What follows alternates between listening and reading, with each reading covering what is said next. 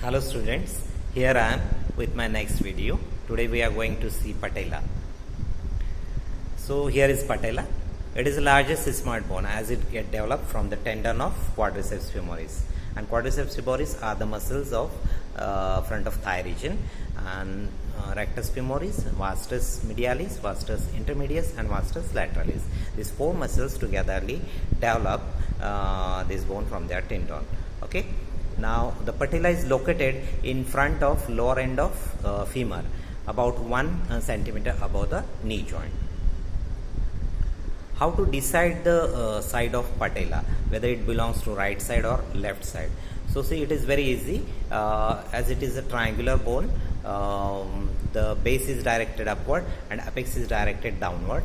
Anterior surface is quite rough and posterior surface is divided into upper articular and lower non-articular. So upper 3/4 area is articular and smooth, and lower 1/4 is non-articular and rough. Okay. Now see, upper 3/4 articular area again get divided by this vertical ridge. Here it is marked by blue line, into large lateral area and smaller medial area. Okay. This is the vertical ridge which divides this articular surface into large lateral area and smaller medial area. And when we let the bone on the table, it rests on its lateral part, and that's why this belongs to, see, it rests on this part. That's why like this. Okay, you can see.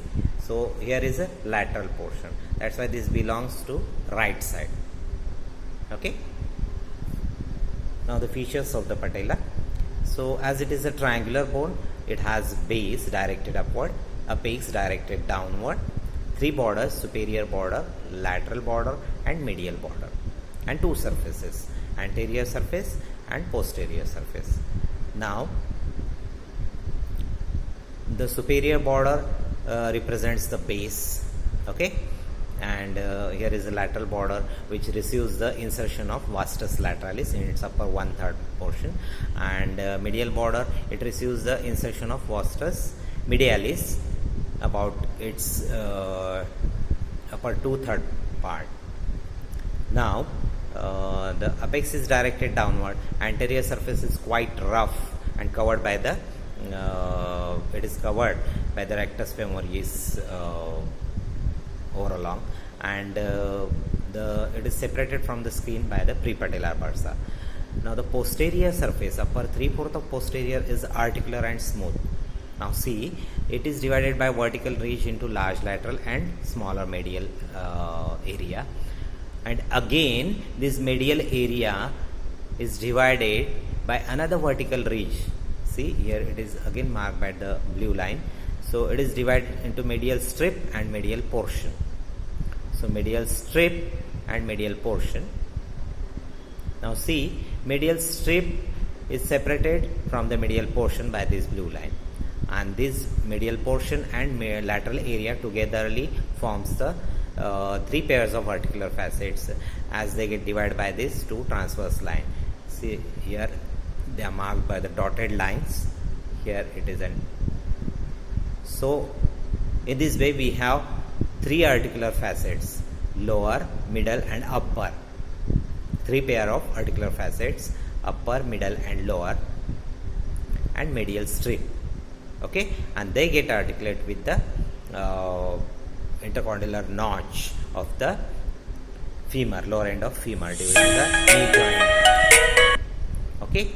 Now this medial strip get articulate during full flexion of the knee joint with the medial portion of the intercondylar notch.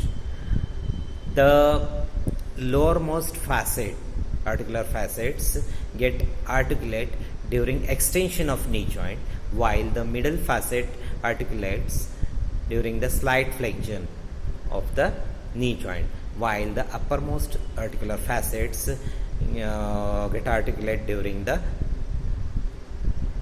mid flexion of knee joint. In this way, these articulations see full flexion, extension, slight flexion and mid flexion. Okay.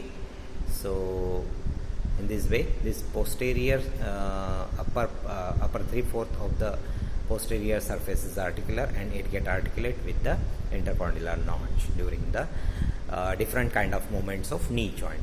And lower 1/4 is non-articular and rough, and here is attachment of ligamentum patellae.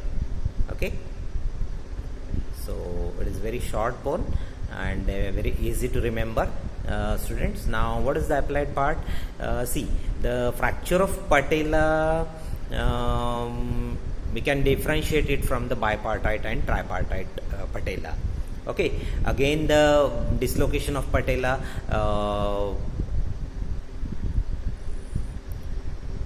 usually it get dislocate outward towards the lateral side, and it is prevented by the angulation of long axis between the thigh and leg region. Okay, and the factors are the bony factor and muscular factor.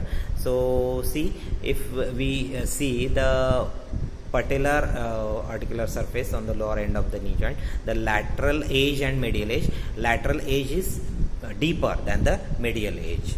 Okay, that is the bony factor. And what is the muscular factor? As we have seen, the insertion of vastus lateralis and vastus medialis. So vastus medialis insertion is lower 2/3, it covers the 2/3 portion of the medial border, and lateralis covers the 1/3 portion of the lateral border. So that is the muscular factor. Okay, so in this way we have seen the patella. Thank you.